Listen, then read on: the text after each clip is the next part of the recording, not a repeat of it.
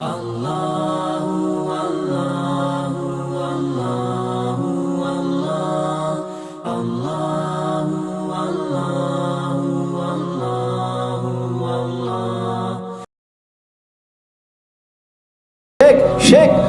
where is the Muslim village? We want to come and join the Muslim village.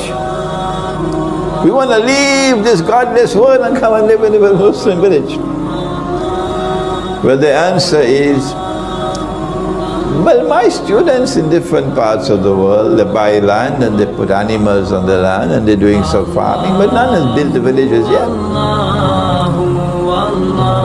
But let me tell you the story of one of my students. He's Malaysian, and he's the only one to have done it so far. He sold his house in KL. He gave up his job which had riba. He looked on the internet and he found land which was cheap. And he bought 1 acre, cheap. And he went and built his house. He didn't get a contractor, no, he bought the material and he employed the men and built the house. He planted rice. He planted date palms, different kinds of date palms. He planted fruit trees. His 1 acre has now become 6 acres. He has goats. He has chicken. He has ducks. He has horses on his land. It's only about an hour and a half out of KL. But to get to this land, there was a road where only a motorcycle could go. That's why it was so cheap. And he built it up. So now a motor car can go. And I went 2 weekends ago to this brother with a wife and me, mashallah, mashallah, mashallah. He could not have done it if he didn't have the support of his wife. His wife has been at his side supporting him, yes, mashallah. And they're a young couple with a son about 5 or 6 and a daughter about 2 or 3, that's it. And only a few villagers living around there, some distance away, small, kampung.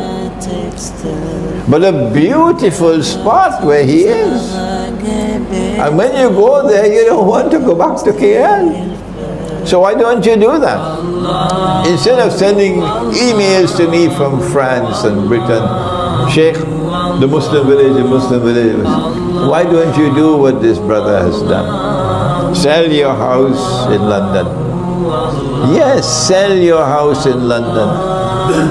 Give up your job, make hijrah. Go look for the countryside where land is cheap. The land on which he is planting his rice, he bought for 10,000 rupees, 10,000 ringgits an acre.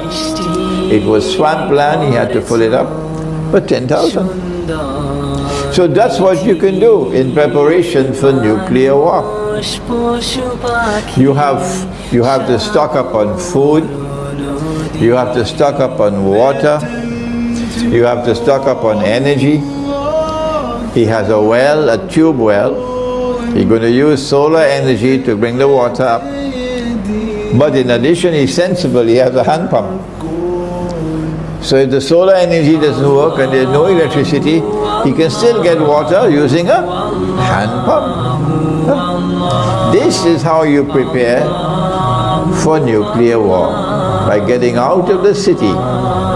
Getting out of the city, because the cities are going to be anarchy when nuclear war takes place, because there will be no food and no water and no gasoline for your motor car, no transport. Instead of seeking to run away from death, you must have it in your heart.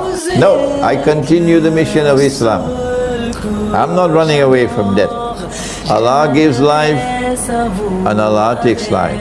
But I have a duty to try to protect my family as best as I can, and that's why I'm moving to the remote countryside.